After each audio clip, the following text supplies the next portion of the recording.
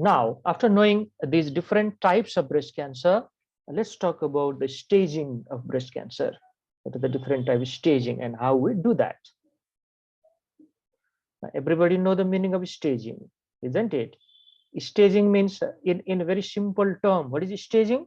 Yes, what do you mean by that? No. Sir, staging is like we divide the carcinoma on the basis of its metastasis and features. On the Okay, basis on the severity. okay, good. Yes. So staging means, the extent of tumor spread. See this? How far the tumor has spread from its original site. This is all about staging. What is the size of the tumor? It also comes under staging. What is the status of the lymph node? It also comes in staging. And what is the, chance of metastasis, or what is the, extent of metastasis? How far it has gone already? This is also comes under staging. So staging means extent of tumor spread, to make it very, very simple. After the diagnosis of breast cancer is made, the next step is to determine the extent of the disease. Now see this. Okay? Extent of the disease. This process of staging guides the treatment and also predicts the survival. A patient has presented in the earlier stages, like stage 1 and 2, there is good prognosis. And if the patient has come in the later stages, like 3 and 4, it usually has poor prognosis. Clinical staging is based on physical examination and mammogram. Physical examination, okay, it is from the doctor's side. Inspection and palpation are two major forms of physical exam there. We palpate the breast, where is the mass? What type of mass is that? Okay, we palpate the axillary group of lymph nodes. We overall examine the patient. This is the physical exam. And mammography has to be done. Distant disease is evaluated with chest X-ray, bone scan, and liver function test. These are some other investigation we like to do. How far the malignancy has spread, it will give us information. For example, if chest X-ray comes abnormal, there is a rounded type of shadow in the chest X-ray. That means metastasis has already entered into the lung. Bone scan will be positive in case of bony metastasis. And liver function test will be abnormal in case of liver metastasis. Now, mammogram is useful to determine both additional foci in the involved breast and the presence of metastatic or synchronous disease. And chest X-ray we already talked about.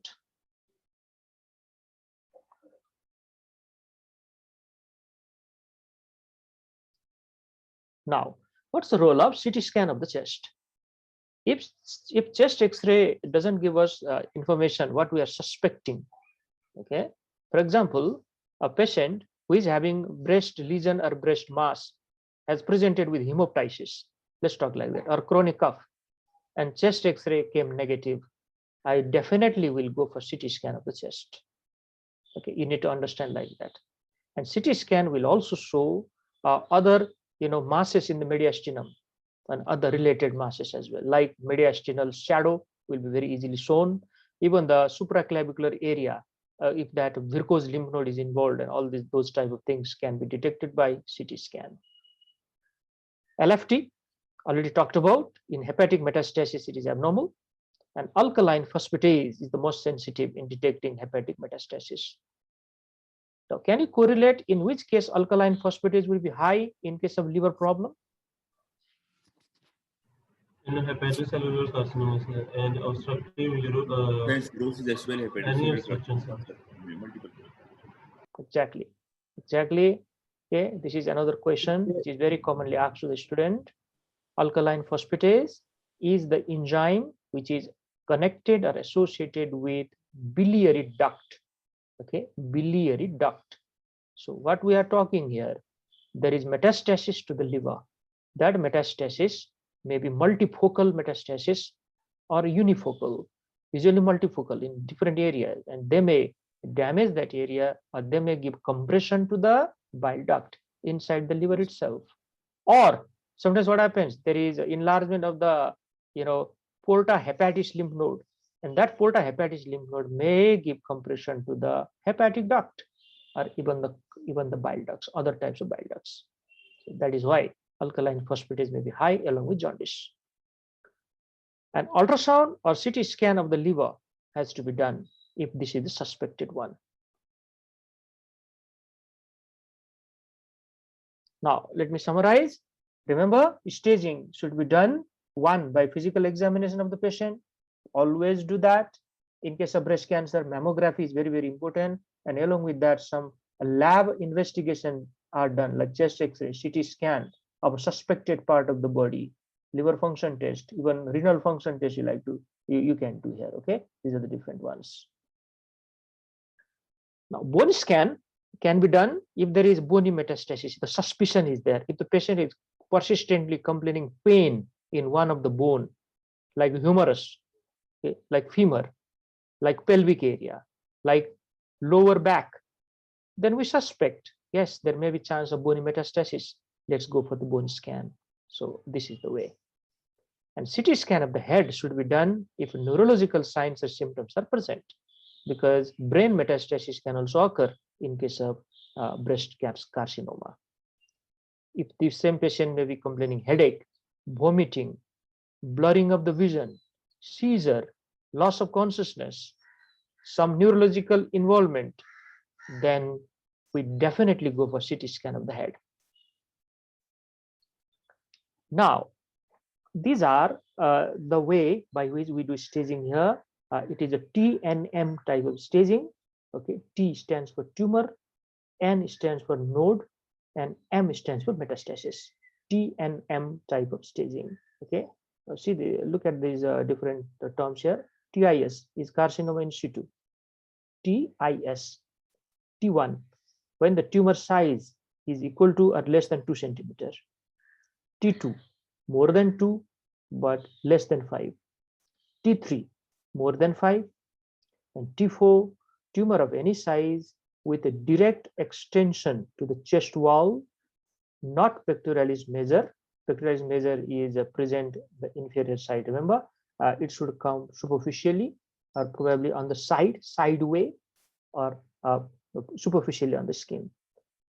So the point here is, it's very easy to remember. See this, the keywords are 2 and 5, either less than 2 or equal to 2, or equal to 5 or more than 5. And TIS is carcinoma in situ. So one important point, if I'm going from T1 towards the T4, this is the advanced stage, isn't it? T4. So the tumor may be bigger, or tumor may be locally invasive. N stands for node status, lymph node status. It remains the best source of predicting the survival or outcome. N naught, no axillary metastasis. No axillary metastasis is N naught, or N0 you can say. N1, metastasis to the movable axillary node. Okay, still the lymph node is mobile. It is mobile because it is quite early. N2, metastasis to the fixed and matted axillary node. Usually they are fixed, but if multiple lymph nodes are involved, they can be matted as well. Now, can anybody tell me what is the hallmark of matted lymph node? When we palpate, how we know that lymph nodes are matted?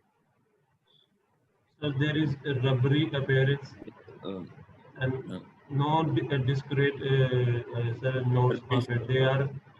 They are fused with each other.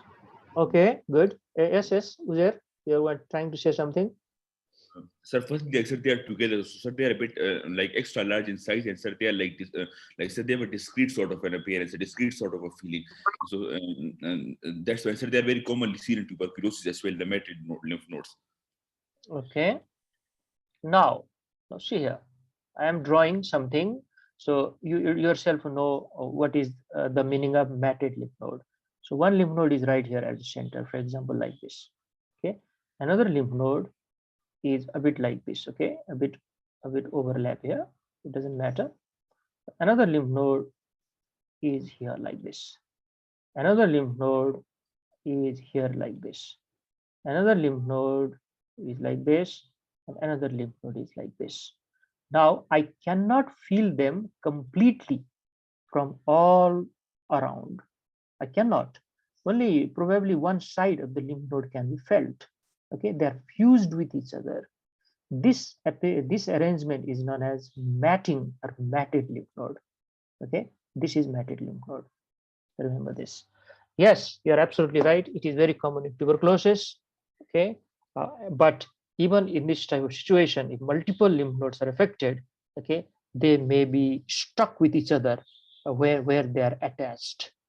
Okay, so, and the point of a discrete means I can easily feel it from everywhere. That is known as discrete. So these lymph nodes are not discrete type of lymph nodes. Okay, these are the matted one. But still, I have to go with tuberculosis as my first diagnosis when my teacher asks what is the cause of matted lymph node. Never forget tuberculosis, lymph node tuberculosis. But it may occur here also. That is the point. N3, look at N3 now. Metastasis, the ipsilateral internal mammary node. Ipsilateral internal mammary node is already N3. If a tumor has gone to the internal mammary node, then remember from there it can go to the other breast, as well as from there it can go into the abdominal cavity. We have studied that before. So this is a serious condition. Poor prognostic features include capsular invasion, extranodal spread, and edema of the arm. If a lady is having BEM along with the lymph node swelling, then it has got poor prognostic feature.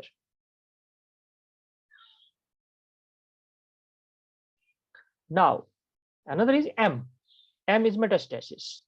So it's the easiest one. M0 is no distant metastasis. M1 is a distant metastasis, including ipsilateral supraclavicular node as well. Now, this is quite interesting, and many of the students are often confused here. Supraclavicular lymph node, though they are a type of lymph node, they do not come under N. They come under M because they are far away. Okay, if they are affected, that means malignancy is already spread in most of the other areas.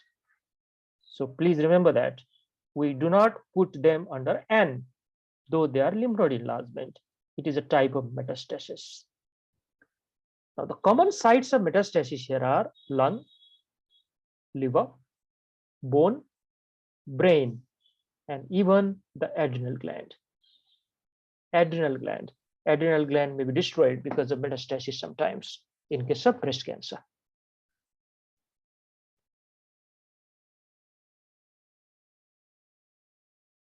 So this is, one schematic picture, a diagram, which is telling us about the metastatic breast cancer. Say this, cancer is developed in this. So which type of cancer is this? Quickly, yes, according to the picture, which type is this? So ductal.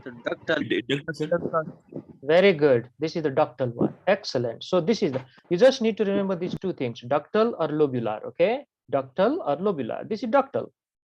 So this is an invasive type of ductal. Otherwise, there is no metastasis without the invasion.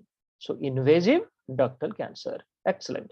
So it can go to the brain, liver, lungs, bone, and even some other organs. Now, this is a bit of complicated thing, and you don't need to know this. Okay, just to build your concept here.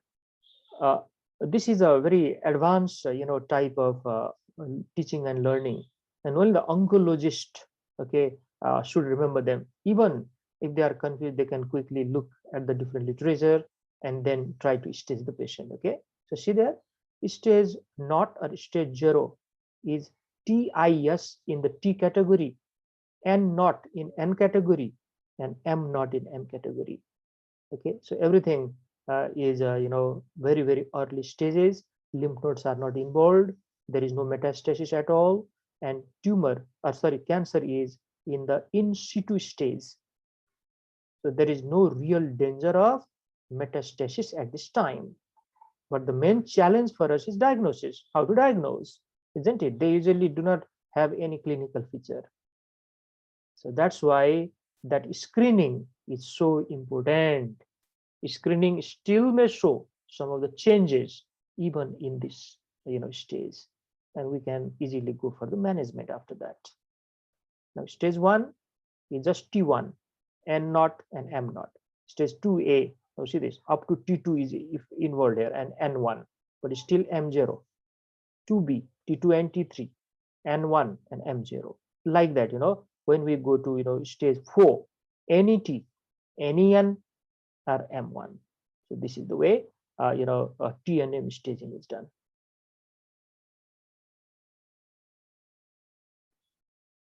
Now these different slides are included here, which will give you a very good insight.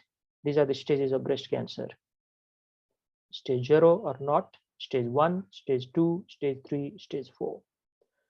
100% survival rate in stage 0. This is because there is only carcinoma in situ, nothing else. Stage 1, 98% survival rate is still excellent, isn't it? Almost near to 100%. Cancer in the breast tissue, tumor less than 1 inch across, okay, less than 2 centimeter actually. 2 and 5 are those number which I remember in tumor size. Cancer in the breast, okay, less than 2 inches across, or cancer may also spread to the axillary lymph node. Now 2 inches is 5 centimeter. So that is the meaning. Stage 3, the axillary lymph nodes are affected and the tumor, okay, has also spread. And look at this stage 4, spread of cancer beyond the immediate region of the breast. Lung is already affected, liver is already affected. And see this, the supraclavicular lymph node of other side or same side also, it is stage 4, but here it is shown the other side, and even the brain is already affected. So 16% survival rate in this stage, very, very poor. Stage 1, okay, stage 2, stage 3, and stage 4. Now, why this type of pictures are important? Sometimes teacher simply picks this type of slide, okay, and then asks the student, which type of stage do you think is this in case of breast cancer? So you have to nicely see here what is happening. Okay, there is a see this, the mass is there. Okay, lymph nodes are also affected, something like that. Then you have to tell the teacher by giving reasons. So stage not carcinoma in situ, and stage 4 is metastasized or metastatic cancer. There is one other staging system, okay, apart from T and M stage, that is known as Manchester staging system. So in some of the exam still asking this type of staging, okay, that's why it is included here, but it is not very difficult at all. Let's talk about it. Stage 1, the growth is confined to the breast. Stage 2, growth is confined to the breast, but palpable, mobile lymph nodes are present in the axilla. Lymph nodes are affected, but they are still mobile. They are not matted or they are not fixed. Stage 3, the growth extends beyond the mammary parenchyma. That is, skin invasion or fixation has already occurred. Ulceration, tumor fixed to the underlying muscle or fascia, or axillary node, okay, are affected, but they are still mobile. So this is stage 3, means extensive local type of invasion is there in stage 3. And stage 4, the growth extends beyond the breast area as shown by fixation or matting of the axillary node. Now complete fixation of the tumor to the chest wall and deposit in the supraclavicular node or in the opposite breast or even the distant metastasis. So this is an easier one in comparison to TNM stage, okay? But these days TNM stage is a lot of scientific way of staging the malignancy. In any type of malignancy, there are different type of stage they use, but at your level, all of those stages you don't need to remember. But this is the concept. This is a good concept, isn't it? For example, during your investigation, you have found chest X-ray has been done, and chest X-ray already showed there is a mass in the chest. and at the same time the lady is having complaint in the breast, you think this may be a stage 4 breast cancer, like that. Okay, and then you can refer these cases to your senior or to the respective doctor who is able to deal with this.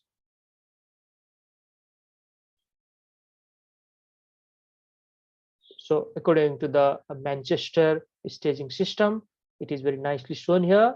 Stage 1, okay, it is confined to the breast, even the lymph nodes are not affected, very nicely shown. Stage 2, lymph nodes are affected, okay, but it is a mobile one, it is not fixed to the structure there. Stage 3, it is locally advanced tumor in the breast, but still if axillary lymph nodes are affected, then they are mobile, or even internal mammary lymph nodes may be affected. Now in stage 4, all the features whatever you think are present here, everything is present. Now let's talk about the prognosis after doing all this staging. What about the prognosis of breast cancer? Poor prognostic features include edema or ulceration of the surrounding skin, tumor if it is fixed to the chest wall or overlying skin. These are very poor prognostic feature because this shows it is advanced type of malignancy already. Satellite skin nodules means the small a deposit of the malignant cells around the main lesion. Now if I want to show you that, okay, you want to go back, remember that slide which I asked you, can you describe that particular lesion? There is one small nodule, okay, on the chest wall, okay, or surrounding the breast area, that is known as satellite nodule. So any other type of nodule or mass which is very near to the main mass, that is known as satellite nodule. So this also shows a poor prognosis. Dermal lymphatic invasion leading to pewdy orange appearance.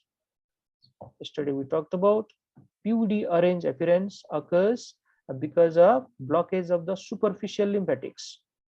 Okay, see this orange peel-like appearance, pewdy orange, and skin retraction and dimpling, that is shortening of the tumor which involves the Cooper's ligament.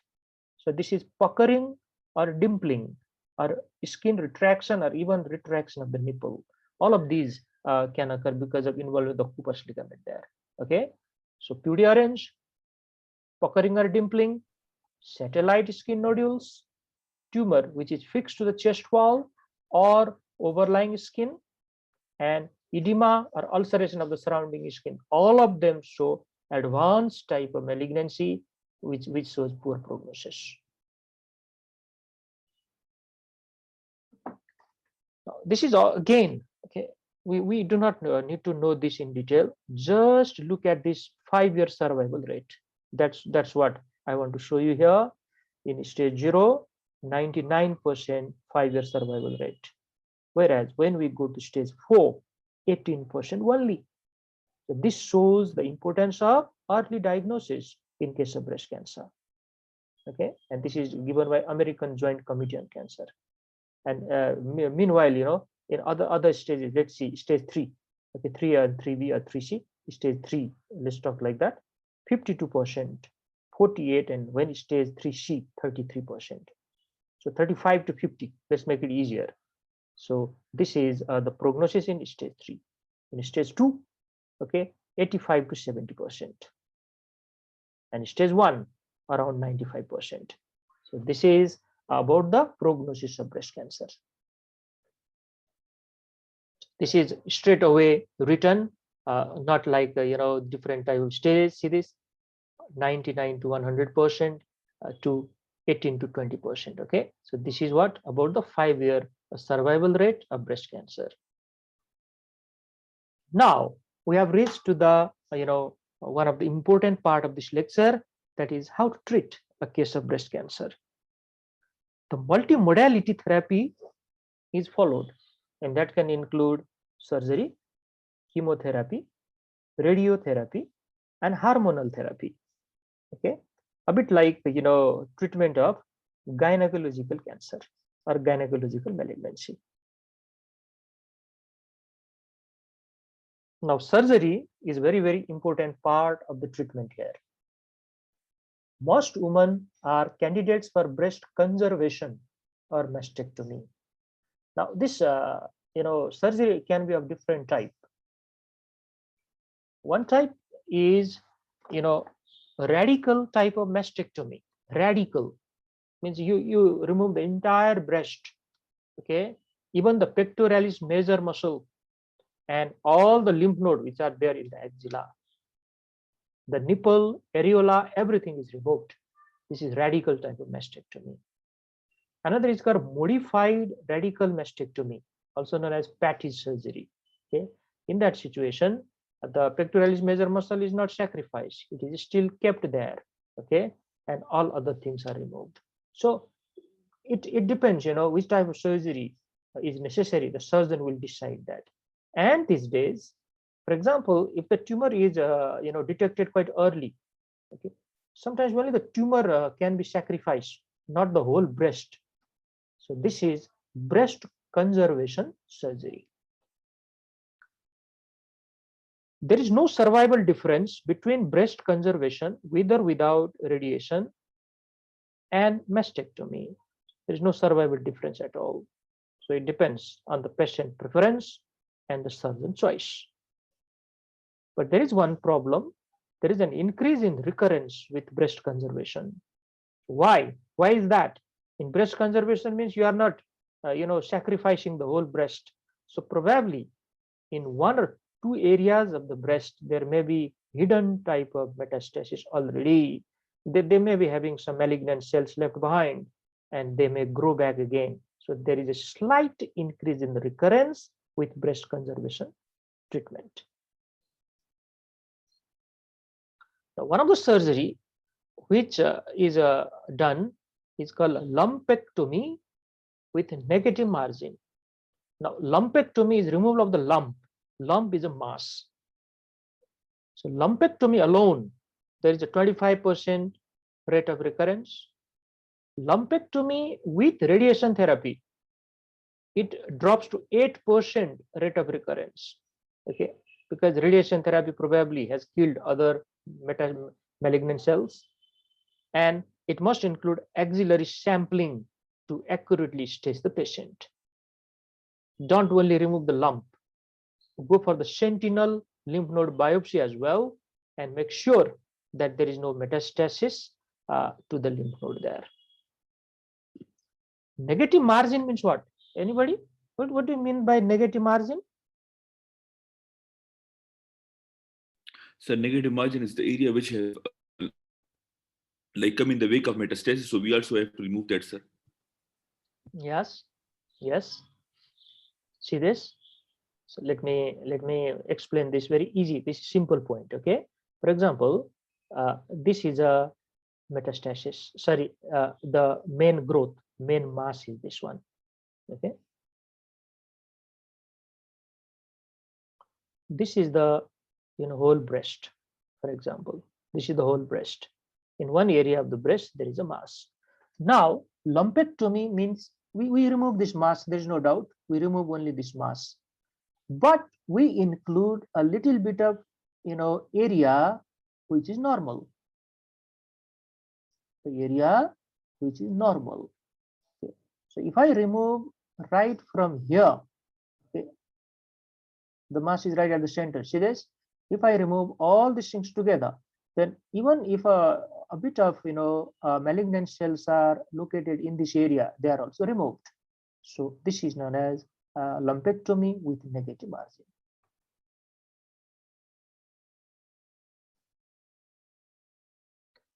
Now, another important concept here is axillary lymphadenectomy.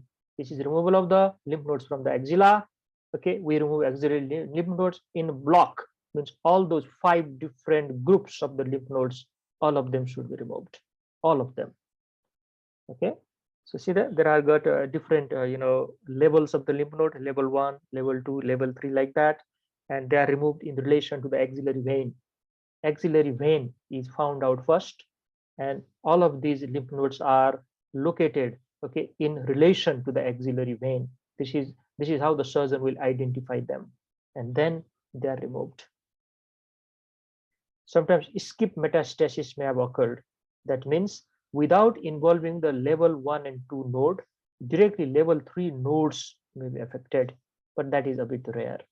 Okay, so this is a situation, isn't it? So if we only remove those nodes which are affected, then some nodes which are a bit present upwards, they were also affected, but we may overlook them. So all those lymph nodes which are in connection should be removed together. That is known as removing axillary nodes in block. It has got high chance of complication, so sentinel node biopsy is performed first these days. If it's positive for cancer, then only axillary lymphadenectomy is done. I already explained this point to you before. Now see here, what do you mean by this level 1, level 2, or level 3 lymph node? That question must be coming in your mind, isn't it? So it is explained here. Level 1 lymph nodes are lateral to the lateral border of pectoralis minor muscle. Level 2 lymph nodes are behind the pectoralis minor muscle. And level 3 lymph nodes are medial to the medial border of pectoralis minor muscle. Actually, all these lymph nodes are present in the axillary region itself, but they are at a different area in relation to the pectoralis minor muscle. So what the surgeon will do, okay, they need to remove all the lymph nodes there. If they remove like that, then all those levels will be gone. Now, one important point which I mentioned in the beginning of this topic is sentinel lymph node biopsy. Okay, now let me explain this important point for you. This biopsy or sentinel lymph node biopsy allows minimal dissection with a substantial decrease in morbidity, and that is lymphedema. If that lymph node, which is known as sentinel lymph node, is affected by the malignant cells, then only I have to go with the removal of other lymph node. I am giving a lot of emphasis here. For example, if sentinel lymph node is not affected, then why should I remove all the other lymph nodes?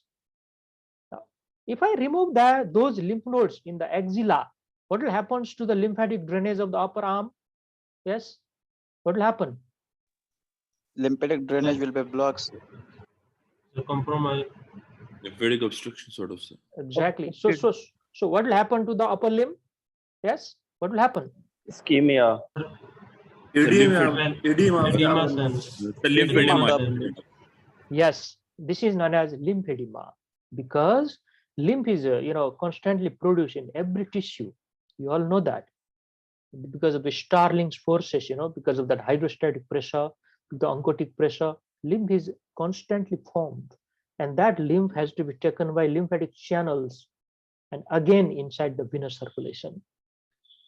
Now, once axillary lymph nodes are completely removed, the lymphatic drainage of the whole upper limb is a big problem. It cannot go back. It will be collected there. This is known as lymphedema, and I will talk about this later on. Okay, there's a lot of problems. A bit of swelling all the time. That swelling may attract some infection, some probably injury, some ulcerations, and sometimes even the malignancy may develop there itself. So all these problems can happen because of chronic lymphedema. Nuclear scanning or vital blue dye is used to identify the first node drained by the breast, which is known as sentinel node. So we use some, material, some dye, which is there, and then that dye will enter into the node, that is the sentinel node. This node is then examined for the presence of axillary disease. If the sentinel node is negative for metastatic disease, no further lymphadenectomy is performed.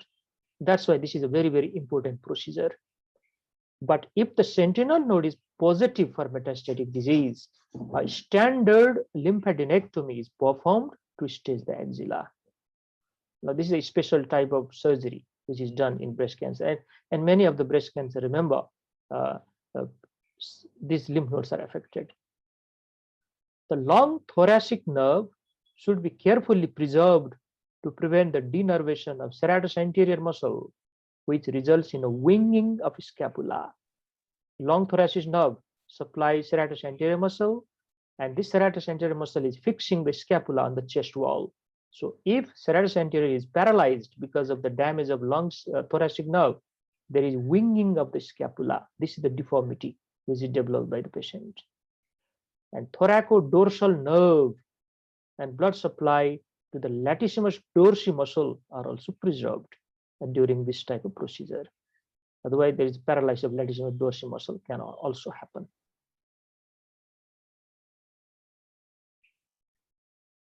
Now, we have few seconds left. So see this. This is a sentinel lymph node biopsy. There is a some sort of dye which is injected in the tumor area, and now this tumor is drained by that lymph node for the first time. See this? It is straight away going to the sentinel node. Now the surgeon will have easy time to find that node and remove it. This is the sentinel lymph node biopsy.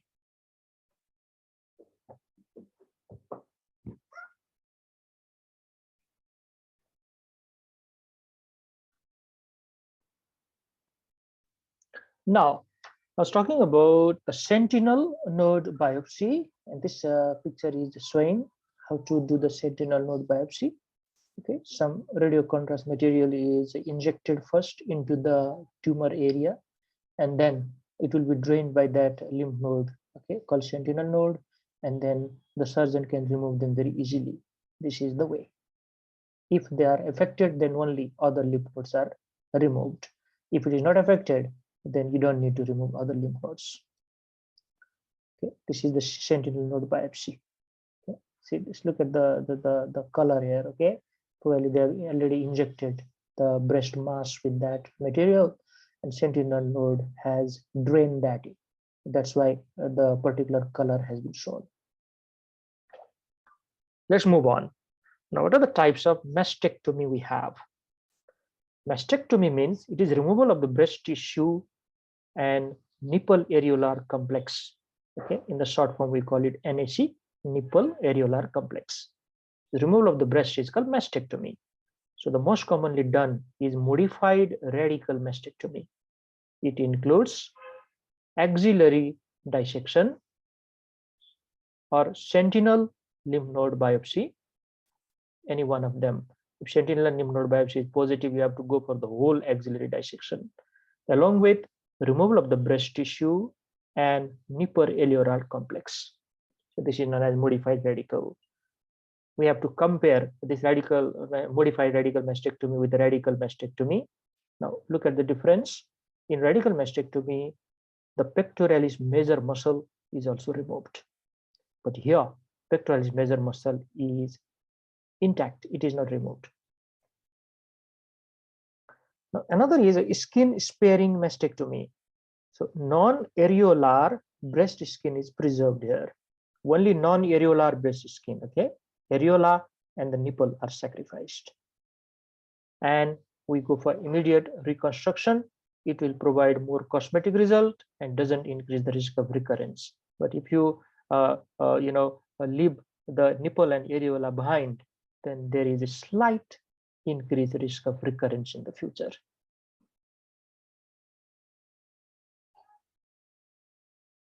Let's move on. Now see this. This is one good picture which tells us what are the borders of mastectomy. So how far the surgeon will go while doing the mastectomy.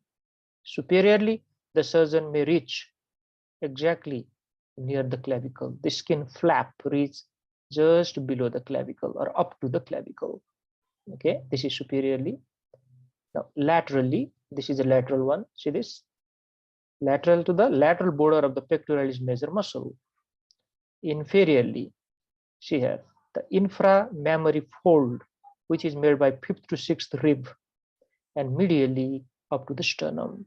So this is the boundary or the border of mastectomy. So this is a big type of surgery. Now, which are those patients who are not candidates for surgery, where we cannot go for surgery? Who are they? Extensive edema of the breast, satellite nodules already there in the breast, inflammatory carcinoma, a parasternal tumor indicating spread to the internal mammary nodes already, supraclavicular type of metastasis, edema of the arm, and distant metastasis. Now, what is the common thing that these indications are telling you? Yes, what's the concept you are getting here? The common thing is that the cancer is already metastasized. So if we have Metastasis is a common point in all of we this. do the surgery, there is no result. Exactly. Yes. Exactly. Very good. So that is the message given by this indication. Excellent. So this is already, you know, extensive metastasis or extensive type of local invasion which is there. So only surgery may not help them. So they are not entirely the candidates for surgery. Probably we go for some alternative types of therapy like radiotherapy. We decrease the size of that, cancer or tumor, or we destroy cancer by this other type of therapy. So probably palliative therapy is only, possible here. Okay, that is the meaning. Now, radiation therapy is one of the modality of treatment. Whole breast radiation can be given involving a 4,500 rad. You don't need to remember this. Okay, rad and gray are the unit of radiation. Rad and gray. A boost of 2,000 rad is given to the tumor site even after the whole breast radiation. And this is one of the excellent way of treating breast cancer. Radiation therapy can be useful as adjuvant therapy after mastectomy in high-risk patient or those with chest wall involvement. Adjuvant therapy means the major therapy is already done. After that, maybe something is left behind. So to destroy that left behind type of tumor cells or the area, we go for adjuvant therapy. Remember the term adjuvant and neoadjuvant. So quite important terms in malignancy. Neoadjuvant means before doing the main surgery or main treatment, you have to give something before that so that the tumor size is shrunken or reduced so that the main surgery will be easier. That is neoadjuvant. Now, what about chemotherapy? Candidates for chemotherapy include node positive patient, patients with tumor more than 1 centimeter, and estrogen receptor or progesterone receptor negative patient. These are the very, very important indication. Let me repeat again. Okay. Now, if you analyze, there has to be certain criteria for the chemotherapy used here. And these are, okay, the patient where metastasis has already occurred. Definitely they are the candidate for chemotherapy. Patients with tumor more than 1 centimeter, there is high chance of nodal involvement. And one important criteria is the cells should be negative for estrogen and progesterone receptor. If they are positive, we have to go for hormonal therapy rather than chemotherapy here. Common chemotherapeutic agent which are included in the treatment of breast cancer are cyclophosphamide, methotrexate, okay, 5-fluorouracil. 5-fluorouracil it is called, or simply fluorouracil is also correct term, and adriamycin. So these are the initial letter which denotes that. Cyclophosphamide C, methotrexate M, 5-fluorouracil F, and adriamycin A. So these are the common regime which we use. See this, you can see here. CMF, C cyclophosphamide, M methotrexate, F fluorouracil. CAF, now same cyclophosphamide. Now this A means adriamycin and F is again fluorouracil. So these are the different regimen we use for the treatment. Sometimes even paclitaxel, which is also known as Taxol, can be used later on. The results show improvement in both the disease-free interval and overall survival of premenopausal women after using chemotherapy. So this is definitely one of the options.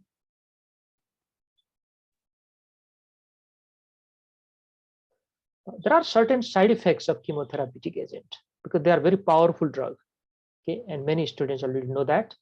One of the important side effect is bone marrow suppression, also known as myelosuppression. So what should we do now? Before starting those powerful drugs, some baseline investigation has to be done.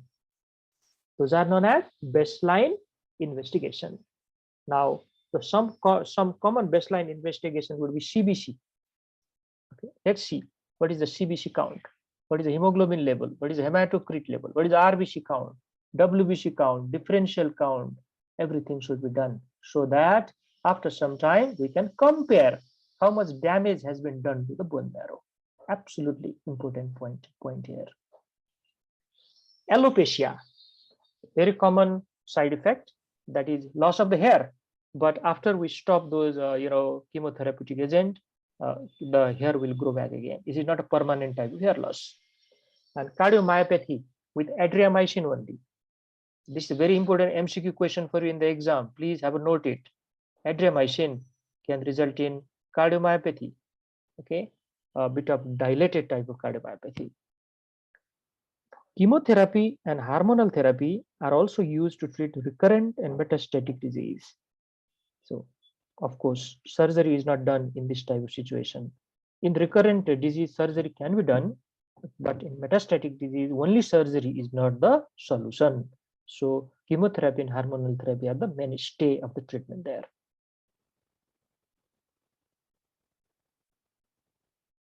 Now, let's talk a little bit about the neoadjuvant therapy.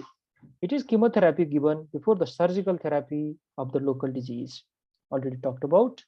And in case of inflammatory breast cancer, this is one variety of the cancer where there is diffuse intraductal invasive breast cancer, and it clearly requires chemotherapy treatment immediately, even before going for other modality of the treatment. Okay, that is the important point. This is known as neoadjuvant therapy. We just explaining the meaning of that.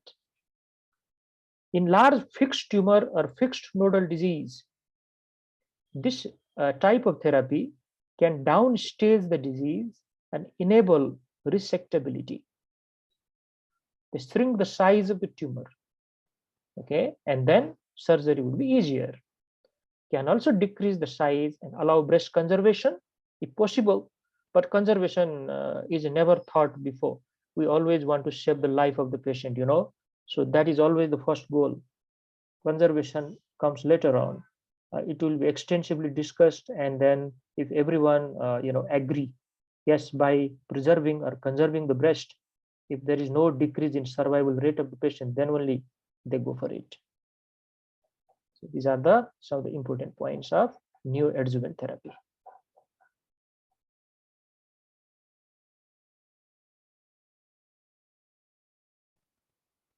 Now let's talk about hormonal therapy here. What is the importance of hormonal therapy? Some of the points you already know from the gynecological discussion. For estrogen receptor or progesterone receptor positive patient, hormonal therapy is done. So these receptors positive patients in general have better prognosis than other patient of breast cancer, and we can use a particular drugs. Okay, look at the name of those medicine. Very important question from the exam point of view. Tamoxifen or raloxifene. These are called anti-estrogen drug, or even anastrozole, okay, which is an aromatase inhibitor, are taken for 5 years. Now, in the last class, I asked about this question, and many of the students very correctly answer. This aromatase is the enzyme which is converting, okay, androgen to the estrogen, and it is very active in the fatty cells or the lipid cells. Okay, even in the gonad, there is no doubt it is present in the gonad like ovary, but in this situation, it is more important in the fat. So if we block that particular enzyme, then the level of estrogen would be reduced. So that is the use of anastrozole, which is aromatase inhibitor. Hormonal therapy is as effective as chemotherapy in postmenopausal patient. This therapy is an excellent choice of treatment in elderly person who cannot tolerate chemotherapy. But one prerequisite is there, and that prerequisite means the cancer cells should be positive for estrogen and progesterone receptors. Adding tamoxifen, okay, it decreases the recurrence rate by 47% and death rate by 20%. So this is a very good one, you know, it's a good response. That's why we often go for this type of therapy. Now, side effects of the hormonal therapy are there, and they are vaginal bleeding, hot flashes, thromboembolic event, and there is increased risk of endometrial cancer. Now, these are a bit of contradicting with each other. Now, see this. These are anti-estrogen drugs. So naturally, they produce the same effect like menopausal conditions. Menopausal, because in menopause, there is no estrogen, or very, very less amount of estrogen is present there, okay? So this vaginal bleeding is atrophic type of, you know, vaginitis, which is quite common because of lack of estrogen. So probably we can explain like that. Hot flashes is because of lack of estrogen again. We can explain very easily because hot flashes are very common in menopause. But this thromboembolic event is mainly done by estrogen. Now we have blocked the estrogen here, okay? Then why this thromboembolic event occur? And another is why there is increased risk of endometrial cancer once you have blocked the estrogen effect. And this is explained by tamoxifen. Now see this. This tamoxifen acts as an anti-estrogen in the mammary tissue, but as an estrogen stimulating agent in cholesterol metabolism, bone density, and cell proliferation in the endometrium. But that's why it has this side effect. In that topic, okay, of endometrial cancer and, you know, other gynecological cancer, there also I've explained this point to you, if you remember. So tamoxifen has got more side effects than raloxifene. Raloxifene doesn't have this type of effect.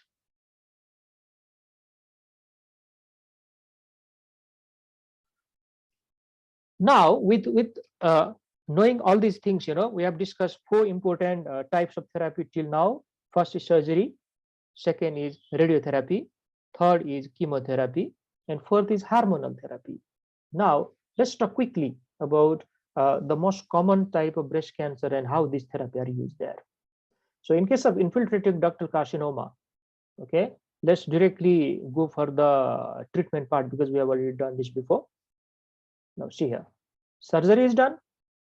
We may do lumpectomy and sentinel node biopsy plus radiation therapy, or we may go for modified radical mastectomy, or even radical mastectomy if there is invasion of pectoralis major muscle. So these are the, you know, any of the treatment, the surgical treatment can be chosen according to the situation. Second option is chemotherapy. If there is spread to the node or elsewhere, okay, remember that CAF or CMF regime, okay, like this is written here. And hormonal therapy, okay, if the tumor is estrogen receptor or progesterone receptor positivity, then we can go for tamoxifen, raloxifene, or anastrozole. Now it is very easy for you to list this, you know, treatment. What we do in case of Paget's disease of the breast now, what type of treatment we provide to the patient? Similar, okay, similar type of therapies are there. There's no difference. Okay, if there is no palpable mass or no mammographic lesion, then wedge resection of the nipple areolar complex is done. Okay, wedge resection is a type of surgery. If Paget cells are found, remember they are vacuolated cells. They look bigger in size. Then breast conservation versus simple mastectomy is chosen. Okay, it's a surgeon's choice which one to go for. And even the patient's choice. Breast conservation versus simple mastectomy. If palpable mass or mammographic lesion is there during mammography, there definite malignancy inside, then we have to go for wedge resection of the nipple areolar complex and excisional biopsy of that mass. Along with that, okay, some radiotherapy is given. Okay, so these are some of the treatment options for Paget disease of the breast. There is 80% chance of 10-year survival with no axillary involvement. But once axillary lymph nodes are involved, probably this percentage will be drastically decreased. Now, this table is telling us about the breast cancer treatment according to the different stages. Okay, so this, if you want to know in a summarized way, according to the stages, what type of treatments will be provided for the patient, you can go with this table. So see, this BCS is breast conservative surgery. So we conserve the breast tissue here. Okay, only the affected part is removed. This is sentinel lymph node biopsy, isn't it? So the short forms are written here. So please go through that. I only want to say, see here in the stage 4, surgery as appropriate for local control because it doesn't prolong the life expectancy or the survival rate. Rather, the primary treatment here is systemic therapy by chemotherapy and or hormonal therapy. This is the concept you need to take. In stage 2, what type of therapy they are using? See this, okay, breast conservation surgery with axillary node dissection with radiotherapy. Okay, or if it is extensively involved, then the mastectomy can also be done rather than breast conservation surgery. And along with that, these are the adjuvant systemic therapy like chemotherapy or hormonal therapy. Now the concept is quite clear. So once again, okay, before I move to other parts of this topic, some parts are still left behind. Let's summarize what are these treatment strategy for us.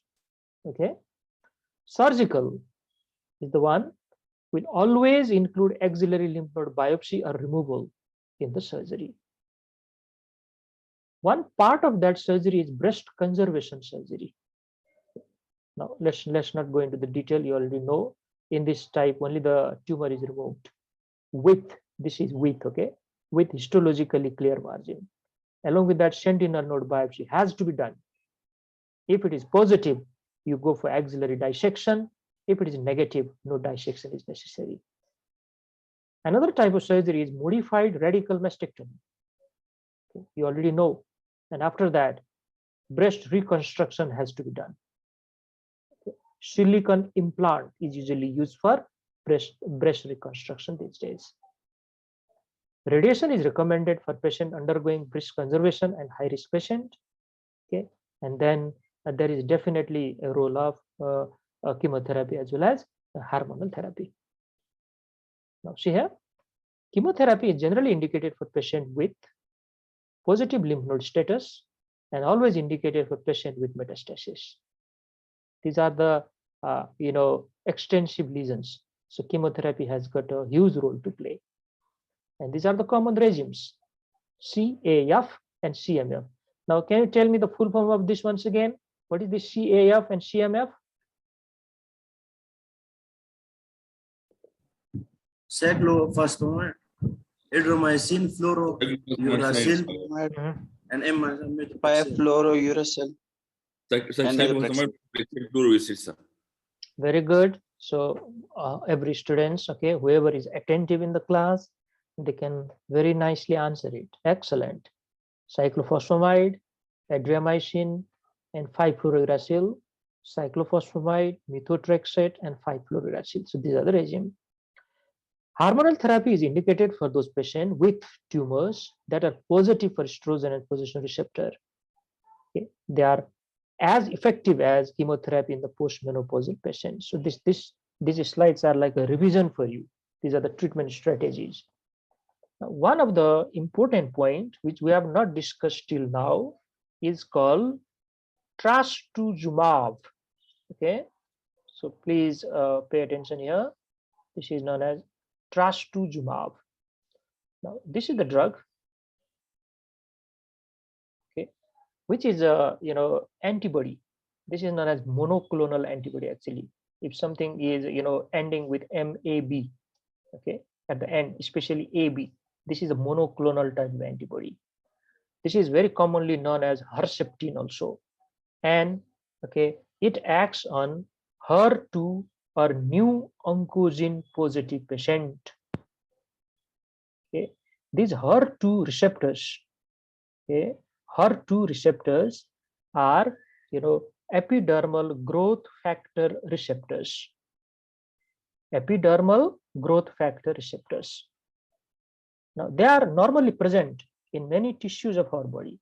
They are also present in breast, in those ductal epithelial tissues and cells. In case of around 20 to 25% of the breast cancer, now what happens is there is overexpression of these HER2 receptors, overexpression.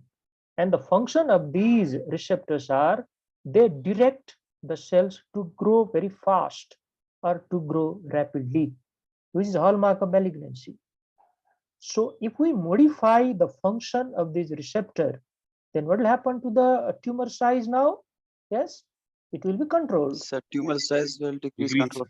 Exactly, it will be decreased or controlled. That is the mechanism of action of this trastuzumab, also known as HER2 receptor modifier. Remember the name trastuzumab, very commonly asked in MCQ exam, okay, also known as Herceptin. Now, they don't ask in so much complicated way. They just ask, which of the following drugs can be used in the treatment of breast malignancy or carcinoma of the breast? If trastuzumab is there, definitely this is one of the options for you. Now, let's talk a little bit once again about how it acts. See here?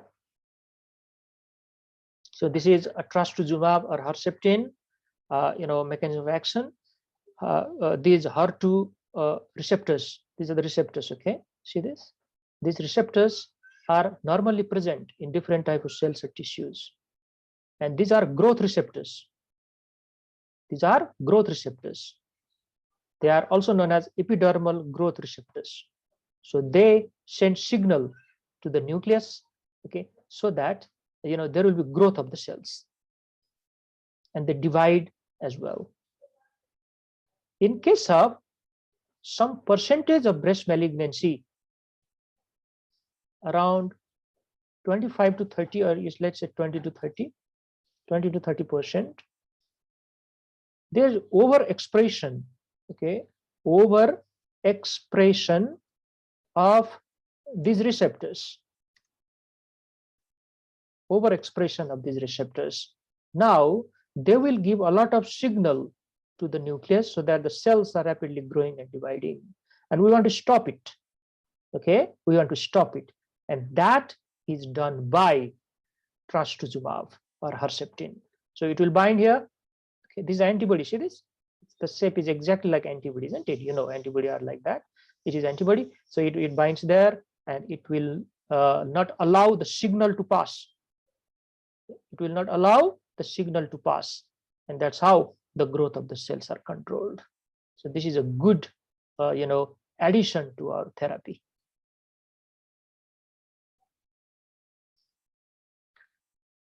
Now, let's move further. These are the rare types of breast cancer, but sometimes they may be asked in the exam. That's why I've included here, especially this inflammatory breast cancer. Though in different, other slides, you already know a little bit about that. This is a highly aggressive type of breast cancer variant. Symptoms include pudgy orange, dimpling, and extensive metastasis. Surgery is generally contraindicated here because of, inflammation. And during the surgery, remember, you can easily disseminate those cells inside the circulation. That's why it is contraindicated. Treatment is mainly done by chemotherapeutic agent like CAF or CMF, and prognosis is poor. high chance of early death in inflammatory breast cancer. And diagnosis is also quite challenging because it may mimic some other benign type condition like cellulitis and even the breast abscess. Infiltrating papillary carcinoma, very rare variant, and results in bloody nipple discharge. Difficult to diagnose in the beginning. Now, how follow-up is done? So follow-up is a part of our management. Okay, so we should never ignore it.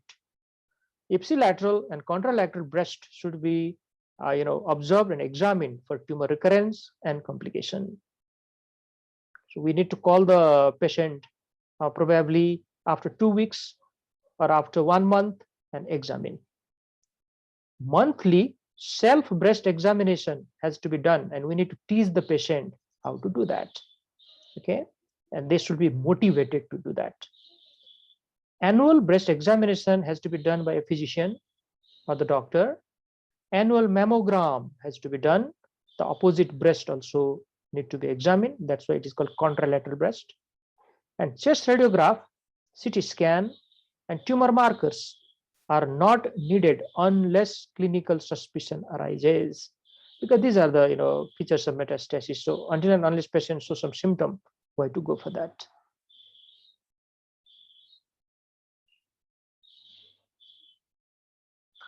Now we have completed the overall discussion of carcinoma of the breast. It's a very important topic, and after that, let us talk about some related smaller topics there. Okay, like what will you do if edema of the arm is developed by the patient and it is causing a bit of problem? How can we tackle that? That is one of the options we are going to talk. Okay, and then another one is, what if a male develops breast cancer? Isn't it? Breast cancer can be developed by male as well sometimes. What can we do?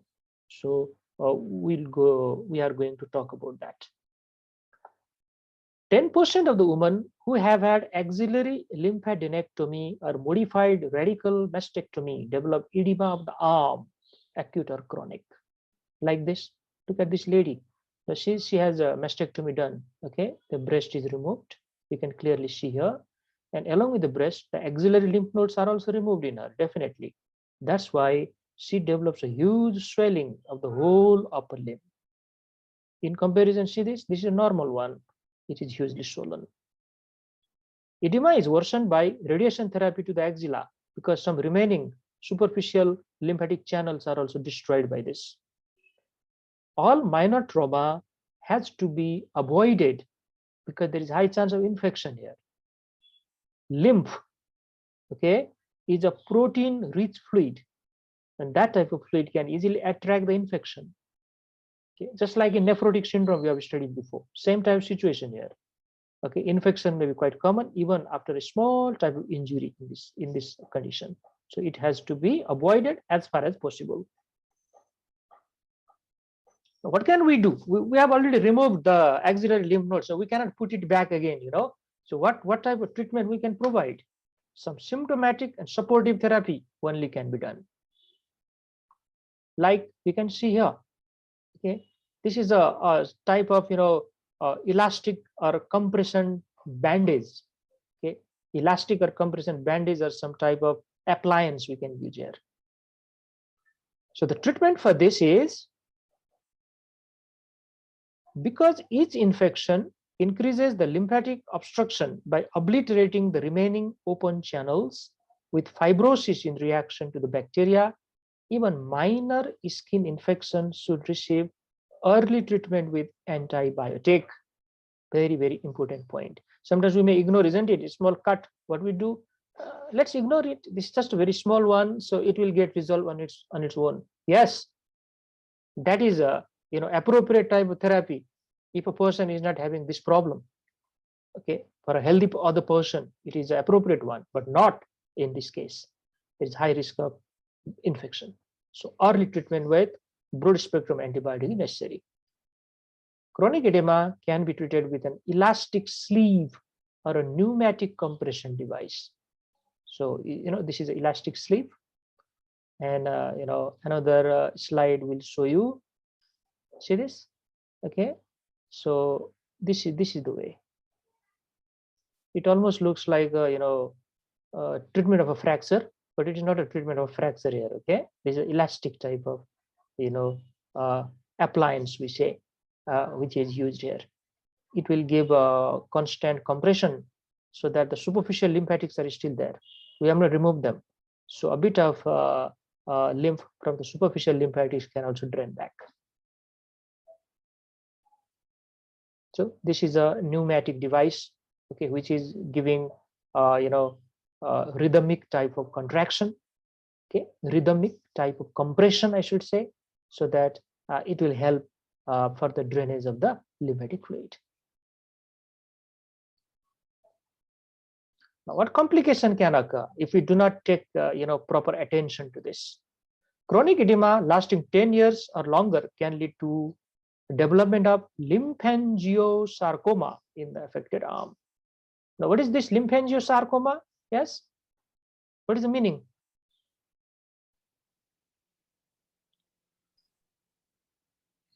Sir, it is like sir, it is a malignant like type of cancer, sir, which arise from the like the lymphatic the lymphatic system, and sir, it mainly when there is a long-standing lymphatic fluid for a very long time, so it can be a risk factor in it. Exactly, right. So see this sarcoma is a malignant tumor. Okay. Sarcoma is the malignant tumor which develops from mesenchymal or connective tissue. So these lymphatic channels are the connective tissues here. That's why we use the term lymphangiosarcoma. Okay, lymphangiosarcoma. Malignancy develops from lymphatic channel, and this is the risk factor. This chronic edema lasting for a long duration is the risk factor for this.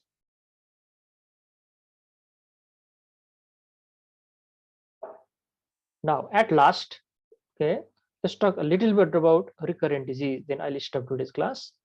Patients with recurrence in the first 2 years after treatment have a worse prognosis than do patients who have a recurrence after 5 years. Means earlier recurrence have a worse prognosis than a late one. Most recurrence occur in the same quadrant as the original lesion, and the most common quadrant which develops breast cancer is which quadrant? Which is that quadrant? Upper outer quadrant, sir. Upper outer, sir. Upper outer quadrants. Excellent. Upper and outer quadrant. Upper and outer. Very good. Never forget that. Important question in the exam. So recurrent disease can also occur in the same one. Metastatic disease is present only in 10% of patients with recurrence. There is a chance. The treatment of an isolated breast recurrence after primary radiation therapy is mastectomy. So similar type of therapy, there is not much difference. The same type of therapy we use. Okay, first you give radiation therapy. This is the neoadjuvant one, and followed by mastectomy. And radiation therapy can be a very effective form of palliative therapy in those patients also who are already having bone or central nervous system metastasis, who resulting in severe pain or severe local symptom. Now let me explain that. For example, there is a humoral bone metastasis, and because of that humoral bone metastasis, there is severe pain felt by that patient, and there is fracture as well. Now, how to destroy those malignant cells there in that area? It is done by radiation therapy. This is excellent way. Okay, and then the fracture treatment has to be done by open reduction and internal fixation. This is known as ORIF. All of these you will study in orthopedics in the next semester. Simple plaster application may not help these patients because their bone is weak, their bone is diseased or damaged, and that's a type of pathological fracture. So radiation therapy is very, very important to decrease the pain